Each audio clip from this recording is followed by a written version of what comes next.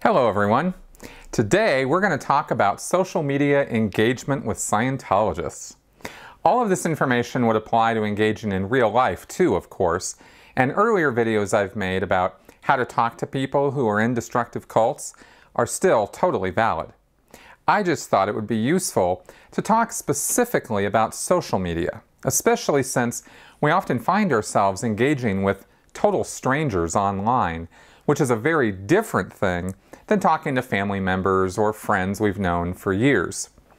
I'll be talking about Scientologists, but all of this really applies to members of any destructive cult or coercive group. I got some help from my girlfriend Melissa. Hello. Who will help define some of the terms I'm using and demonstrate some of the points I'm making. Many times I've seen on Twitter, Facebook, and even Instagram and Pinterest people engaging with existing Scientologists in an effort to change their mind or get them to wake up about the realities of Scientology as a destructive cult. It's a valiant effort, but unless you happen to be talking to someone who's in the last stages of already questioning their faith, so to speak, it would be a miracle if you were to actually succeed in changing their mind or even get them to respond positively to what you're telling them. Miracle. A momentous or extraordinary event which defies any rational or logical explanation. When engaging or debating a Scientologist online, there's really one and only one goal: plant seeds of information which can grow over time into doubts which will force them to question what's going on around them. One thing you have to realize is that it doesn't take one conversation, one experience, or one fact to convert someone to a cult mindset. And there is no gotcha fact or testimonial that's going to deconvert someone. It takes time, and the unfortunate truth is that most people don't wake up and change from one mindset to another until something bad happens to them personally. However, that doesn't mean you can't help them along. And giving someone in a cult mindset some facts and information may not pay off immediately, but it probably will in the long run. For this to work at all, the information you give has to be 100% factual, free of personal opinions or insults, and easy to understand. When engaging on social media, feel free to send links to my videos or blog or other sites which provide good, solid information about Scientology, such as Tony Ortega's Underground Bunker or Mike Rinder's Something Can Be Done About It blog. Even better, you can also link people to more nonpartisan sites about destructive cult behavior, such as the International Cultic Studies Association site. But don't expect them to actually read or watch any of it. If they do, great. But don't be surprised if they just brush off those sites and refuse to look at them. The best thing you can do is give any simple argument or information in your own words and leave it at that. Actually, asking questions is more effective than making statements, because it forces the person on the receiving end to try to answer those questions. And this requires more active thinking than simply rebutting critical statements. In giving the Scientologist information, try to avoid any confidential or upper-level information, like getting into the whole XENU story. The odds are that the person you're engaging with has not done the OT levels and will have no idea what you're talking about because they honestly have never been exposed to that information in their Scientology experience. They are being honest with you when they tell you that XENU and space aliens and all of that is nonsense, because as far as they are concerned, it is.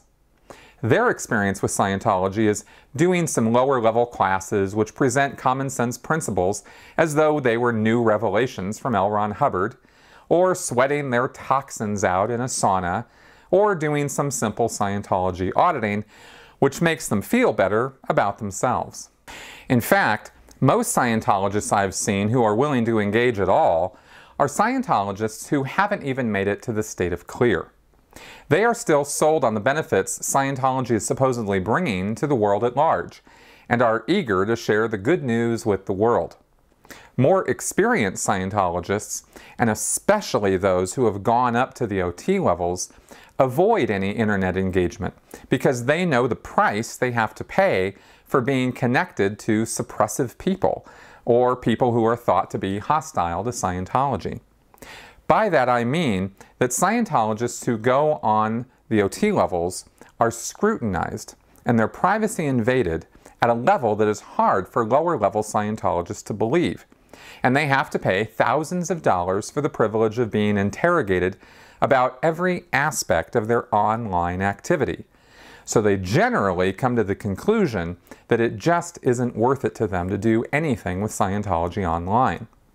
New and lower-level Scientologists haven't learned that lesson yet and don't know much, if anything, about these interrogations, and so won't believe you when you tell them that this sort of thing goes on. Remember that Scientologists are real people who are just trying to get along in life, just like you and me. Be kind, be understanding, and compassionate. You may feel upset or mad or frustrated about the abuses of Scientology, but they don't, and taking it out on them will only strengthen their resolve because you'll be proving what the church says about its critics. So your strategy is simple. Engage, present a fact or two, and eject, unless there is some very compelling reason to do otherwise, like the person is asking you for more information or positively responding to what you're saying. Don't be discouraged if you don't seem to be getting anywhere. Trust me, the mere fact that the person is engaging with you at all and responding to your criticisms and attempts to show them facts outside of their carefully crafted bubble world is a good thing. Don't become frustrated or angry that they don't seem willing to consider what you're saying or that they refute your claims or rationalize abuses. This is predictable and expected behavior for anyone with a cult mentality. Even though they may be able to do a championship job of justifying obviously abusive behavior or believe that it would never happen to them, they still can't unsee what you say to them. Once you've planted one or two seeds of information, your work is done. Thank the person for engaging, let them know you're available if they have any other questions or want more information, and leave the conversation. The Scientologist may try to taunt you back or keep trying to engage with you by sending you links to Scientology.org or Stand League or other pro-Scientology websites so they can convince you how amazing and wonderful Scientology is. After you've signed off, ignore any further attempts on their part to convince you or challenge your claims. You've done your work and you're done, so stay done. Some other points to consider. Unless you are private messaging with the Scientologist, other people are going to see your back and forth and potentially be influenced by it. You aren't necessarily just planting seeds with the person you're engaging with, but also with anyone connected with their social media account. This is why it's really important to remain calm and rational and not engage in any kind of ad hominem or personal insults. Ad hominem is not just a logical fallacy, but is the argument of a 6-year-old, and many observers will not take you seriously if you do it. Unless there is some very compelling reason to do so, private messaging with a Scientologist for purposes of debate is usually a total waste of time, unless you're talking to someone who you already know in real life and are familiar with. Some Scientologists are online specifically to get information about Scientology critics, so they can blacklist them or find out personal information about them. Do not ever, ever, ever give out personal information to the Scientologists you are talking to. Especially don't give them your address, phone number, or even your last name if you are not already identified by your social media account. There are almost no situations where this is a good idea. Okay, so those are some simple pieces of advice which I hope are helpful.